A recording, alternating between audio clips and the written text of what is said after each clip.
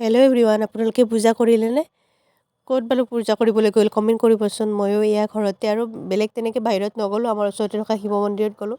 তেনেদৰে আজিৰ পূজাভাগ কৰিলোঁ আৰু মহাদেৱৰ ওচৰত এয়া ঘৰৰ শৰাইখনৰ বাবে গোটেইখিনি এনেদৰে ৰেডি কৰি ল'লোঁ। তাৰ ফুলৰ পৰা ফুল, বেলপাত, শৰাইখন গোটেইখিনি এনেদৰে ৰেডি কৰি লৈ এয়া মন্দিৰত আগবঢ়াই দিলোঁ। সেইখিনি মহাদেৱক পূজা কৰিলোঁ, মোৰ থাপনাত থকা বাবাক পূজা কৰিলোঁ। যিহেতু ঘৰৰ ভিতৰত মানে শিৱলিংগ ৰাখিব নাপায়, সেইবাবে মই এনেদৰে বাহিৰত সৰুকৈ এটা মন্দিৰ বনাই ৰাখিছোঁ।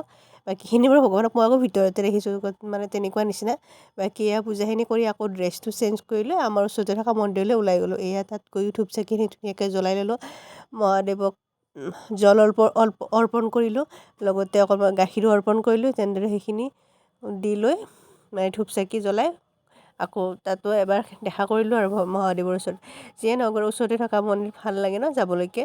তাৰপিছত এয়া গোটেইখিনি পূজাভাগ মোৰ ফালৰ পৰা কৰা হৈ গ'ল। তাৰপিছত এইফালে এয়া মই পূজাখিনি কৰি লৈ ধুনীয়াকৈ তাৰ পৰা এয়া ওলাই আহিলোঁ। তাৰ পৰিৱেশটো ইমান ধুনীয়া হৈছে ন, পূজা বুলি ক'লে কিবা এটা পজিটিভ এনাৰ্জি পোৱা যায়, মোৰ তেনেকুৱা লাগে। চাৰিওফালে ধূপ চাকিৰ মানে গোন্ধটো নাকত পালে কিবা এটা ভাল লাগে। এইফালে এয়া হোম পুৰি আছে, এয়া পূৰ্ণাহুতি হ'ব অলপ সময় পিছতে। তাৰপিছত এইখিনি গোটেইখিনি কাম সমাপ্ত আৰু পিছতে খিচাৰি মেইন ৰাইচ। বাকী খিচাৰি খাই আমি ঘৰলৈ আহিলোঁ। বাই।